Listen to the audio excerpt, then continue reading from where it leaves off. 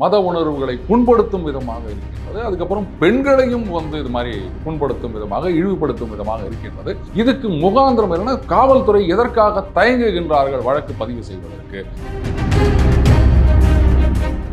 கவர்னருக்கு எதிரான வழக்கு. அதுல உச்ச நீதிமன்றத்தில் ஒரு தீர்ப்பு வந்தது. அப்போ இங்க இருக்கின்ற ஒரு மூத்த இளம் வழக்கறிஞர் அவர் என்ன சொன்னாரு, சங்கிகள்லாம் போய் பிரச்சாரம் பண்ணிட்டு இருக்காங்க, இந்த தீர்ப்பை மாற்ற முடியாது, சுப்ரீம் கோர்ட் தீர்ப்பு கொடுத்து விட்டதால் அதுதான் இறுதி அப்படின்னாங்க. சுப்ரீம் கோர்ட் கொடுத்த பல தீர்ப்புகள்ல அப்பீல் போனதே இல்லையா? இப்ப இதுக்கு என்ன பதில் சொல்றேன்? கட்சி பதவியில இருந்து தூக்காம இருந்திருந்தாங்கன்னு வச்சுக்கோங்களேன், அப்ப கூட நம்ம சொல்லலாம், அது ஒன்றும் தப்பு இல்லைங்க, அது out of context, truncated, cutting வெட்டிங் அப்படின்னு சொல்லலாம். இமிடியேட்டா கட்சி பதவியில இருந்து தூக்கப்பட்டாங்க.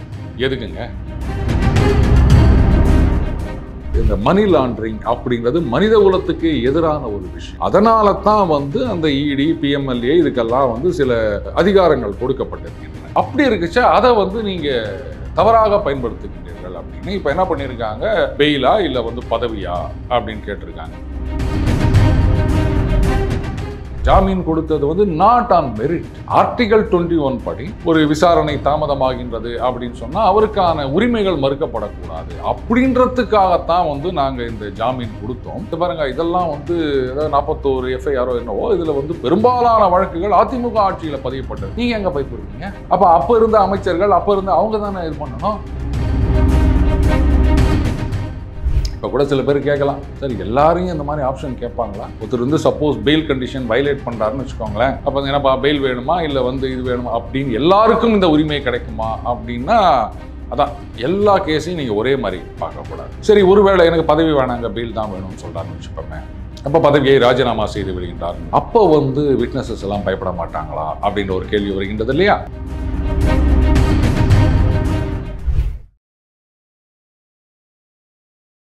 இளைய பாரத நேயர்களுக்கு வணக்கம். இன்றைக்கி நம்ம நேர்காணலில் நம்ம சிறப்பு விருந்தினர் அரசியல் ஞானி, daily punch hero Arun sir இணைஞ்சிருக்காரு. சார் வணக்கம் சார். வணக்கம் விக்ரம் சார். அதாவது பொன்முடி பேசின பேச்சுக்கு கோர்ட்டே சோமோட்டோ மாதிரி கால்குலேஷன் எடுத்து இந்த மாதிரி எல்லா கேஸும் ஒட்டுக்காக்கி இப்போ ஜட்ஜ்மெண்ட்டும் கொடுக்குற ரேஞ்சுக்கு வந்திருக்காங்க சார். இப்போ அந்த கேஸில் என்ன விஷயங்கள் நடந்துகிட்டு இருக்காங்க? அதாவதுங்க, பொன்முடி அவர்கள் ஒரு கூட்டத்தில் பேசியிருக்காரு. அது எங்களுடைய உணர்வுகளை புண்படுத்துகின்றது, அவர் பெண்களை இழிவுபடுத்துவது மாதிரி இருக்கு அப்படின்னு நிறைய பேர் எதிர்ப்பு தெரிவித்திருந்தார்கள். அதிமுகவில் அவங்கெல்லாம் ஆர்ப்பாட்டமும் நடத்தினாங்க. அதுக்கப்புறம் கோர்ட்டுக்கு போனப்போ, ஏன்னா இவங்க என்ன சொல்கிறாங்க, எஃப்ஐஆர் கூட பதிவு செய்யலை, இவங்க எடுத்துக்க மாட்டேங்கிறாங்க அப்படின்னும் போது கோர்ட்டில் என்ன பண்ணியிருக்காங்க, இதற்கு முகாந்திரம் இருக்கின்றது, இவர் இந்த மாதிரி பேசினது சரியில்லை, ஒரு அமைச்சராக இருந்து கொண்டு அவர் இந்த மாதிரி பேசுறது சரியில்லை அப்படின்ட்டு காவல்துறையில் எஃப்ஐஆர் ஃபைல் பண்ண சொல்லியிருந்தாங்க. இப்போது காவல்துறை என்ன பண்ணுறாங்க, எஃப்ஐஆர் அப்படின்றது முதல் தகவல் அறிக்கை, அதுக்கப்புறம் இன்வெஸ்டிகேட் பண்ணணும். அவங்க இதுக்கு முகாந்திரம் இல்லை அப்படின்னு உடனே தான் கோர்ட்டில் என்ன பேசியிருக்காங்க, அவங்க அந்த புதிய அந்த பிஎன்எஸ்ல இருக்க அந்த செக்ஷன்லாம் குறிப்பிட்டு இது எப்படி நீங்கள் முகாந்திரம் இல்லை அப்படின்னு சொல்ல முடியும். கூடவே கோர்ட்டில் என்ன சொல்லியிருக்காங்க, இவர் ஒரு இன்டரிம் ஸ்டே கொடுத்துருக்காங்க அந்த கன்விக்ஷனுக்கு, அதனால தான் அவர் அமைச்சராக இருக்கின்றார். அப்படி இருக்கச்சே இந்த மாதிரி பேசினது, அதாவது சைவம் வைணவம் இதுக்கு ஒரு அர்த்தம் கற்பித்தது, இதெல்லாம் கண்டிப்பாக மத உணர்வுகளை புண்படுத்தும் விதமாக இருக்கின்றது. அதுக்கப்புறம் பெண்களையும் இது மாதிரி புண்படுத்தும் விதமாக, இழிவுபடுத்தும் விதமாக இருக்கின்றது. இதுக்கு முகாந்திரம் என்னன்னா, காவல்துறை எதற்காக தயங்குகின்றார்கள் வழக்கு பதிவு செய்வதற்கு அப்படின்னு கேட்டுட்டு சுயமோட்டோ அவங்க ரெஜிஸ்ட்ரியில் இன்ஸ்ட்ரக்ஷன் கொடுத்துருக்காங்க. இப்போது நான் என்ன கேட்குறேன்னா, கவர்னருக்கு எதிரான வழக்கு. அதில் உச்ச நீதிமன்றத்தில் ஒரு தீர்ப்பு வந்தது. அது 2 நீதிபதிகள் அடங்கிய அமர்வு. அப்போது இங்கே இருக்கின்ற ஒரு இளம் மூத்த வழக்கறிஞர் அவர் என்ன சொன்னார், பாருங்க சங்கிகள்லாம் போய் பிரச்சாரம் பண்ணிட்டு இருக்கிறாங்க, இந்த தீர்ப்பை மாற்ற முடியாது, சுப்ரீம் கோர்ட்டு தீர்ப்பு கொடுத்து விட்டதால் அதுதான் இறுதி அப்படின்னாங்க. சுப்ரீம் கோர்ட்டு கொடுத்த பல தீர்ப்புகளில் அப்பீல் போனதே இல்லையா? இது என்ன ஆர்குமெண்ட் எனக்கு புரியல. யாரை ஏமாத்துறதுக்காக இவர் மாதிரி பண்ணிட்டு இருக்காரு? இல்லை இவரை தவிர யாருக்குமே சட்டம் தெரியாது, எல்லாருமே ஜமக்காலத்தில் வடிகட்டின விளக்கெண்ண அப்படின்னு நினச்சிக்கினாரா அப்படின்னு தெரியல. சரி, இருந்துட்டு போட்டோம், கோர்ட்டு சொல்லியாச்சு, அதை ஏற்றுக்கணும் அப்படின்னும் போது இங்கேயும் ஹைகோர்ட்டில் தானே சொல்லியிருக்காங்க, முகாந்திரம் இருக்கின்றது, எஃப்ஐஆர் ஃபைல் பண்ணுங்கன்னு சொல்லியிருக்காங்க. அப்போ கோர்ட்டே முகாந்திரம் இருக்கின்றது அப்படின்னு சொல்லும் பொழுது நீங்கள் முகாந்திரம் இல்லை அப்படின்னு சொல்கிறதை எப்படி ஏற்றுக்க முடியும்? இதுதான் என்னுடைய கேள்வி. இப்போது அவருடைய அந்த பெயில், அது இன்டரிம் ஸ்டே, அப்பீல் இன்னும் முடிவாகவில்லை, புரியுதுங்களா? he was convicted.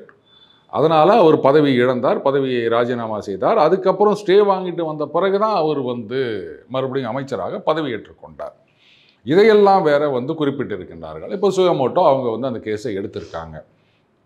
இப்போ அரசு தரப்புலேருந்து போய் என்ன சொல்லுவாங்க? இல்லை அவர் மீது தப்பே இல்லை அப்படின்னு சொல்லுவாங்களா?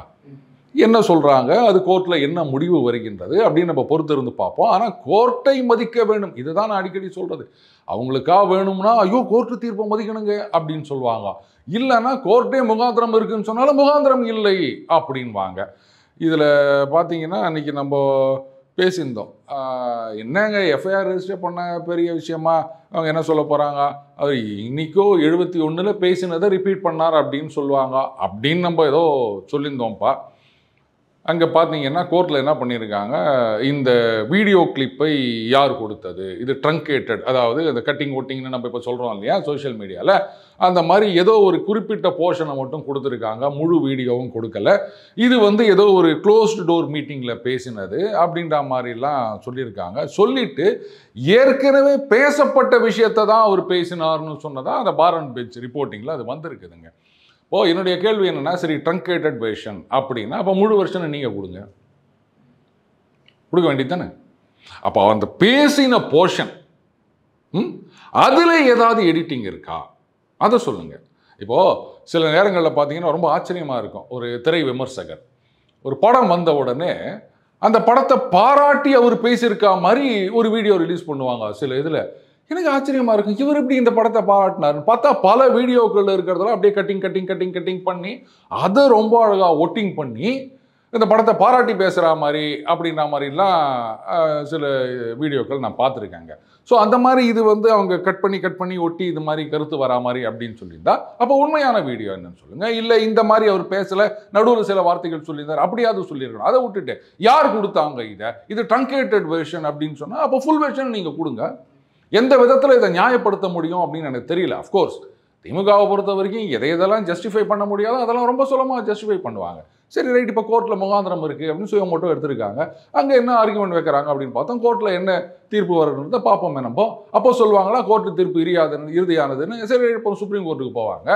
அப்போ சுப்ரீம் கோர்ட்லேயும் தீர்ப்பு இவருக்கு பாதகமாக வந்ததுன்னு வச்சுக்கோங்களேன். அப்போ என்ன சொல்கிறாங்கன்னு பார்க்கலாம். சுப்ரீம் கோர்ட்டு தீர்ப்பு இறுதியானது, இதை வந்து மாற்ற முடியாது அப்படின்னு அந்த மூத்த இளம் வழக்கறிஞர் அப்போ சொல்கிறாரா அப்படின்றத நம்ம பார்ப்போம். சார் ஆனால் சார் இப்போ ஸ்டாலின் அவர்களே வந்து அவர் வந்து துணை பொதுச் செயலாளர்னு நீக்கிட்டாரு. அதாவது திமுக கட்சிக்கே வந்து பொன்முடி அவர்கள் வேண்டான்னு அவரே நினைக்கும் போது மக்களுடைய எண்ணமும் கரெக்டாக தானே சார்? எக்ஸாக்ட்லி விக்ரம், இதுதான் திமுகவுக்கே வேண்டாம் நினைக்கும், மக்களுக்கு வேண்டாம் நினைக்கும், அதையே தூக்க மாட்டேங்க. முகாந்திரமே இல்லை அப்படின் போது கட்சி பதவியிலிருந்து ஏன் தூக்க வேண்டும்? இப்போ இதுக்கு என்ன பதில் சொல்லலாம்? கட்சி பதவியிலேருந்து தூக்காமல் இருந்திருந்தாங்கன்னு வச்சுக்கோங்களேன், அப்போ கூட நம்ம சொல்லலாம் அது ஒன்றும் தப்பு இல்லைங்க, அது out of context, truncated, cutting வெட்டிங் அப்படின்னு சொல்லலாம். இமிடியேட்டாக கட்சி பதவியிலிருந்து தூக்கப்பட்டார். எதுக்குங்க? அவர் எதுவுமே தப்பு பண்ணலை, அவர் பேசினதுல தப்பே இல்லைன்னு சொன்னால் கட்சி பதவியிலேருந்து தூக்கி இருக்க வேண்டிய அவசியம் கிடையாது, மன்னிப்பு கேட்க வேண்டிய அவசியம் கிடையாது. மறுபடியும் மன்னிப்பு கேட்டார்ன்றாங்க. இப்போ மன்னிப்பு கேட்க வேண்டிய அவசியம் இல்லைல்ல, நீங்கள் பேசலைன்னா. அப்போ நீங்கள் சொல்லிடுறது பாருங்க, அது வந்து கட்டிங் ஒட்டிங்க, நான் அது பேசவே இல்லைங்க, எனக்கு அதுக்கு சம்மந்தம் கிடையாது, நான் அந்த மாதிரிலாம் சொல்லவே இல்லை அப்படின்னு சொல்லியிருக்கலாம்ல. சொல்லலைங்க, ஏன் சொல்லலை? அப்போது அது நீங்கள் முகாந்திரம் இல்லைன்னு சொல்கிறத எப்படி ஏற்றுக்க முடியும்? இதுதான் தீதும் நன்றும் பிறர் தர வாரா. அடுத்ததாக பார்த்தோன்னா மிகப்பெரிய இப்போ ஊழல் கேஸாக போயிட்டு இருக்கிறது வந்து டாஸ்மாகில் 1000 கோடி ஊழல் சார். அந்த கேஸில் என்ன நடந்துட்டு இருக்கு இப்போ? அதாவதுங்க 1000 கோடி இருக்கலாம் அப்படின்னு ED சொல்லியிருக்காங்க, அதுக்கு மேலேயும் இருக்கலாம் அப்படின்றாங்க. இவங்க போயிட்டு அங்கே ரெய்டு நடத்தியது அது வந்து டாஸ்மாக் ஊழியர்கள் சார்பாக, அதுக்கப்புறமா வந்து அரசாங்கம் சார்பாக அப்படின்னு கேஸ் போயிருக்குங்க. அவங்க என்ன சொல்கிறாங்க, இந்த மாதிரி அவங்க வந்து ஒரு அரசு நிறுவனத்தில் இந்த மாதிரி ரெய்டு நடத்தியது அப்படின்றது தவறு. இதில் வந்து அந்த ஊழியர்களெல்லாம் வந்து மனித உரிமை மீறல், இத்தனை மணி நேரம் அவங்க வந்து அங்கேயே இருக்க வைக்கப்பட்டனர், பெண் ஊழியர்கள்லாம் வேறு ராத்திரி 12 மணிக்கு மேலே தான் அவங்க வீட்டுக்கு போக முடிஞ்சது, அப்படி இப்படின்னு அந்த விசாரணைக்கு தடை விதிக்க வேண்டும் அப்படின்னு கோர்ட்டில் ரொம்ப அழகாக சொல்லியிருக்காங்க. அதாவது இந்த மணி லாண்ட்ரிங் அப்படிங்கிறது மனித குலத்துக்கு எதிரான ஒரு விஷயம். அதனால தான் வந்து அந்த ED PMLA இதுக்கெல்லாம் வந்து சில அதிகாரங்கள் கொடுக்கப்பட்டிருக்கின்றன. அடுத்தது பெண் ஊழியர்களை கேடயமாக வைத்துக்கொண்டு நீங்கள் இந்த விசாரணையை தடை செய்யணும்னு நினைக்கிறீங்க அப்படின்னு கோர்ட்டில் சுட்டி காட்டியிருக்கின்றார்கள். ED விசாரணை கூடாது, இது கூட்டாட்சி தத்துவத்துக்கு எதிரானது அப்படின்னா இது எனக்கு புரியல. இப்போது ஒரு மாநில அரசாங்கம் அதாவது பஞ்சாயத்துக்கள் தான் வந்து இந்த நாட்டின் அடிப்படை அப்படின்வாங்க. ராஜீவ்காந்தி அவர்கள் இருக்கும்போது பஞ்சாயத்து ராஜ் அப்படின்னு நம்ம அந்த ஒரு விவேக் காமெடி கூட சொல்வார், டிவியில் பஞ்சாயத்து ராஜ் அப்படின்னே வரும் அப்படின்னு. ஸோ அப்போ அந்த பஞ்சாயத்துக்கள் தான் நாட்டின் அடிப்படை அப்படின்னும் போது அப்போ அந்த மாநில அரசாங்கம், இப்போ மத்திய அரசாங்கம் மாநில அரசாங்கம் இது ஒரு செட்டப் அப்படின்னா, மாநில அரசாங்கம் பஞ்சாயத்துக்கள் இது இன்னொரு அமைப்பு. அப்போ அந்த பஞ்சாயத்துக்களில் மாநில அரசு அதிகாரிகள் போயிட்டு விசாரணை செய்வது இல்லையா, அங்கெல்லாம் ஆடிட் பண்ணுறது இல்லையா, அங்கே ஏதாவது தவறுகள் இருந்தால் நடவடிக்கை எடுப்பது இல்லையா. அப்போ அதுவும் நீங்கள் மத்திய மாநிலம் இது மட்டுமே கூட்டாட்சினா, மாநிலம் பஞ்சாயத்து அதுவும் கூட்டாட்சியின் ஒரு அங்கம் தான். கடைசி அந்த ஊராட்சி, அந்த ஒன்றியம், வார்டு அதிலிருந்து மேலே வரைக்கும் இருப்பது தான் ஒரு ஆட்சி அமைப்பு. அப்போ நீங்கள் இதை பண்ணும்போது அவங்க இதை பண்ணுறதுல என்ன தப்பு இருக்க முடியும் சொல்லுங்க. இது வந்து இன்னும் கூட சில பேர் கூட சொன்னாங்க, இது பாருங்க இதெல்லாம் வந்து ஏதாவது 41 எஃப்ஐஆரோ என்னவோ இதில் வந்து பெரும்பாலான வழக்குகள் அதிமுக ஆட்சியில் பதியப்பட்டது. நீங்கள் எங்கே பயப்படுறீங்க? அப்போ இருந்த அமைச்சர்கள் அப்போ இருந்த அவங்க தானே இது பண்ணணும். அதிமுக ஆட்சியில் நடந்த விஷயத்துக்கு நீங்கள் ஏன் பயப்படுறீங்க? அவங்க கூட கோர்ட்டுக்கு போல இதெல்லாம் விசாரிக்க கூடாதுன்னு சொல்லிட்டு அவங்களே சும்மா இருக்காங்க. அதிமுக நீங்கள் புரிஞ்சுக்கிட்டு போறீங்க, அதுதான் எனக்கு என்னன்னு புரியல. பட் விசாரணை தொடரலாம் அப்படின்னு சொல்லிட்டாங்க. இதுக்கு மேலே சுப்ரீம் கோர்ட்டு போகிறாங்களா அப்படின்னு பார்ப்போம். அங்கேயும் போயிட்டு அவங்க விசாரணை தொடரலாம் அப்படின்னா அப்போ என்ன பண்ணுறாங்க அப்படின்னு பார்ப்போம். Okay sir. சார் இப்போ டாஸ்மாக் அப்படிங்கும்போது இப்போ செந்தில் பாலாஜி அவர்கள் கேஸ் அந்த கேஸுமே இப்போ போய்கிட்டு இருக்கு சார். அவருக்கு பெயில் சம்மந்தமான விஷயங்கள் மூவ் பண்ணிக்கிட்டு இருக்கிறதாவும் தெரிய வருது. என்ன விஷயம் சார் அதில்? அதாவதுங்க கோர்ட்டில் என்ன சொல்கிறாங்க, இவர் மந்திரியாக இருக்கின்றார், அதனால் வந்து விட்னஸ் எல்லாம் இன்ஃப்ளூயன்ஸ் ஆவாங்க, பயப்படுவார்கள், தைரியமாக சாட்சி சொல்ல வரமாட்டார்கள், அதனால் அவருக்கு கொடுக்கப்பட்ட ஜாமீனை ரத்து செய்ய வேண்டும் அப்படின்னு அந்த பாதிக்கப்பட்டவர்கள் ஒருத்தர் போட்ட வழக்குங்க அது. இப்போது கோர்ட்டில் என்ன சொல்கிறாங்க, நாங்கள் வந்து பெயில் கொடுக்கும்போது he was not a minister. இப்போ அந்த பார் அண்ட் பெஞ்ச் ரிப்போர்ட்டிங்கில் பார்த்தீங்கன்னா தெரியும். அப்போது இவங்க தரப்பு வழக்கறிஞர் என்ன சொல்கிறாரு, நாங்கள் மந்திரியாக இல்லை அதனால் வந்து பெயில் கொடுங்கோன்னு கேட்கவே இல்லை, ஆர்கியூ பண்ணவே இல்லை அப்படின்றார். உடனே சொலிசிட்டர் ஜெனரல் என்ன பண்ணியிருக்காரு, அது பாருங்கள் அவங்க என்ன சொல்லியிருக்காங்க, changed circumstances is no more a மினிஸ்டர்னு சொல்லியிருக்காங்க அப்படின்றத சுட்டி காட்டியிருக்கின்றார். அப்போ நீதிபதிகள் வந்து it's a fraud on this court அப்படின்ற மாதிரி ஏதோ சொன்னதாகவும் அந்த பார் அண்ட் பெஞ்ச் ரிப்போர்ட்டிங்கில் இருக்குதுங்க, நான் பார்த்தேன். அவங்க என்ன சொல்கிறாங்க, அவர் மந்திரியாக இல்லை, அவர் உள்ளே போகும்போது மந்திரியாக இருந்தாருங்க, அப்படியே மந்திரியாகவே இருந்தார், இலாகா இல்லாத மந்திரியாக இருந்தார். பொன்முடி அவர்களுடைய கன்விக்ஷன் வந்து அவர் பதவியை ராஜினாமா பண்ணார் அப்படின்னும் போது இவரும் ராஜினாமா பண்ணுறார். இதையும் அவங்க சுட்டி காட்டியிருக்கிறார்கள். இதுதான் சொலிசிட்டர் ஜெனரல் சொல்லியிருக்காரு, சேஞ்ச்டு சர்க்கம்ஸ்டான்சஸ் அப்படின்னு சொல்லிட்டு அவர் இஸ் நோ மோர் மினிஸ்டர்னு சொல்லியிருக்காங்கன்னு. இப்போ கோர்ட்டு சொல்லியிருக்காங்க, ஆமாம் எங்களுடைய அப்போ தீர்ப்பில் வந்து நாங்கள் we have committed a mistake. ஏன்னா அவங்க சொல்கிறாங்க இது வந்து இட்ஸ் நாட் ஆன் மெரிட், இந்த ஜாமீன் கொடுத்தது வந்து நாட் ஆன் மெரிட். ஆர்டிகல் 21 படி ஒரு விசாரணை தாமதமாகின்றது அப்படின்னு சொன்னால் அவருக்கான உரிமைகள் மறுக்கப்படக்கூடாது அப்படின்றதுக்காகத்தான் வந்து நாங்கள் இந்த ஜாமீன் கொடுத்தோம். இதைத்தான் இப்போ எல்லாரும் ஏன்னா சுப்ரீம் கோர்ட்டில் ஒரு தீர்ப்பு வந்துன்னு சொன்னால் அதை பேஸ் பண்ணி எல்லாரும் பாருங்கள் பிரசிடென்ட்ஸ் அப்படின்னு சொல்லிட்டு கேள்வி கேட்பாங்க. அப்படி இருக்குச்சா அதை வந்து நீங்கள் தவறாக பயன்படுத்துகின்றீர்கள் அப்படின்னு இப்போ என்ன பண்ணியிருக்காங்க, பெயிலா இல்லை வந்து பதவியா அப்படின்னு கேட்டிருக்காங்க. இதுக்கு முன்னாடி வந்து பதவியில் தொடர அவர் ஆசைப்படுகின்றாரா, whether is interested in continuing the post அப்படின்னு கேட்டிருந்தாங்க. 2-3 சிட்டிங் முடிஞ்ச பிறகு அவர் தரப்பு வக்கீல் என்ன பண்ணாங்க, இல்லைங்க எங்களுக்கு நோட்டீஸ் ஒன்று கொடுக்கலன்னா அதையும் இந்த தடவை கோர்ட்டில் சுட்டி காமிச்சிருக்காங்க. நீங்கள் வந்து டெக்னிக்காலிட்டியை டிஃபென்ஸாக எடுத்துகிட்டு ஃபார்மல் நோட்டீஸ் சர்வ் பண்ணல அப்படின்னு சொன்னீங்க. சரி இப்போ தான் ஃபார்மல் நோட்டீஸ் சர்வ் பண்ணிட்டோம்ல, இப்போ பதில் சொல்லுங்கள் பெயிலா போஸ்டா அப்படின்னு. இப்போ கூட சில பேர் கேட்கலாம், சரி எல்லாரையும் இந்த மாதிரி ஆப்ஷன் கேட்பாங்களா? ஒருத்தர் வந்து சப்போஸ் பெயில் கண்டிஷன் வயலேட் பண்ணுறாருன்னு வச்சுக்கோங்களேன், அப்போ என்னப்பா பெயில் வேணுமா இல்லை வந்து இது வேணுமா அப்படின்னு எல்லாருக்கும் இந்த உரிமை கிடைக்குமா அப்படின்னா அதான் எல்லா கேஸையும் நீங்கள் ஒரே மாதிரி பார்க்கக்கூடாது. இவர் வந்து அமைச்சர் இல்லாதவர் அமைச்சர் இப்படின்னு நிறைய சேஞ்சு சர்க்கம்ஸ்டான்சஸ் இருக்குது. அதனால் அப்படிலாம் நீங்கள் கேள்வி கேட்கக்கூடாது. இப்போது எனக்கு ஒரே ஒரு சந்தேகம், சரிங்க அப்போ எனக்கு பெயில் அப்படின்னு சொல்லிடுறாருன்னு வச்சுப்பாமே, ரைட், அப்போ பெயில் கண்டினியூ ஆகுது அப்படின்னா அப்போ நீங்கள் பதவியை ராஜினாமா செய்ய வேண்டும் அப்படின்னு சொல்ல முடியுமா? பெயில் கண்டிஷனில் அது கிடையாது. ஏன்னா பெயில் கொடுக்கும்போது இவங்க சொல்லியிருக்காங்க நோ மோர் மினிஸ்டர்னு சொல்லியிருக்காங்க, பெயில் கொடுத்துட்டாங்க. அந்த தீர்ப்பில் வந்து சின்ஸ் இஸ் நோ மோர் மினிஸ்டர்னு வார்த்தை இருக்கான்றதை நம்ம பார்க்கணும். அது வந்து பார்ட்டாக இருக்கா அப்படின்றது ஒரு விஷயம். இல்லைனாலும் சுப்ரீம் கோர்ட் வந்து பெயிலை கேன்சல் பண்ணலாம். இவர் மந்திரியாக தொடர்வேன் அப்படின்னு சொன்னார். இது மாதிரி வந்து ஹீ கேன் இன்ஃப்ளூயன்ஸ் விட்னஸஸ் அப்படின்னு. சரி, ஒருவேளை எனக்கு பதவி வேணாங்க, பெயில் தான் வேணும்னு சொல்கிறாருன்னு வச்சுப்போமே, அப்போ பதவியை ராஜினாமா செய்து விடுகின்றாருன்னு வச்சுப்போம்.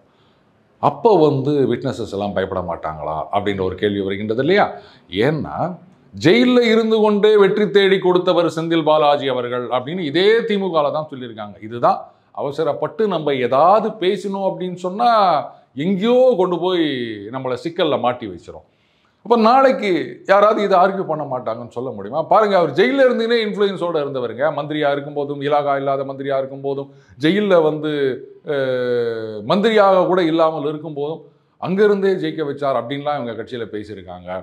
அப்படி இருக்குச்சு, ஜெயிலில் இருக்கும்போதே அவ்வளோ இன்ஃப்ளூயன்ஸோடு இருந்தவர் வெளில வந்த பிறகு இன்ஃப்ளூயன்ஸ் இல்லாமல் இருக்குமா? மந்திரி பதவி தான் போயிருக்கு. ஆனால் அவர் வந்து கட்சியில் மிகப்பெரிய ஒரு நபராக கருதப்படுகின்றார். அதனால தான் கட்சியில் அவருக்கு எத்தனை வருஷம் சீனியாரிட்டி, எப்போ போய் கட்சியில் சேர்ந்தார்? இவருக்கு முன்னாடி போனவங்களுக்கெல்லாம் கூட இந்த அளவுக்கு ஆதரவு கிடையாது திமுகவில்.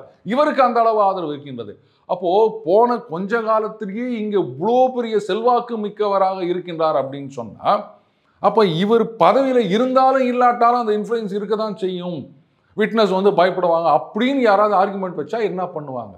சரி, அதெல்லாம் வந்து let us wait and see. அன்றைக்குமா மண்டே மறுபடியும் இது பண்ணுறாங்க போல இருக்குது. அப்போ வந்து இவர் பெயிலா போஸ்டா அப்படின்னு சொல்லணும். அதை பொறுத்து கோர்ட்டில் என்ன தீர்ப்பு கொடுக்குறாங்கன்னு பார்க்கணும். அதுக்கப்புறம் அடுத்த கட்ட நடவடிக்கைகள் என்ன அப்படின்றது பார்க்கணும். சரி, இப்போவாது வந்து சுப்ரீம் கோர்ட்டு தீர்ப்பு இறுதியானது அப்படின்றது இளம் மூத்த வழக்கறிஞர் சொல்கிறாரா அப்படின்றத நம்ம பார்க்கலாம். விக்ரம் சொன்ன மாதிரி பொறுத்திருந்து பார்ப்போம் சார். உங்கள் பொன்னான நேரத்தை இளைய பாரத நேரில் ஒதுக்குனதுக்கு மிக்க நன்றி சார். நன்றி விக்ரம்.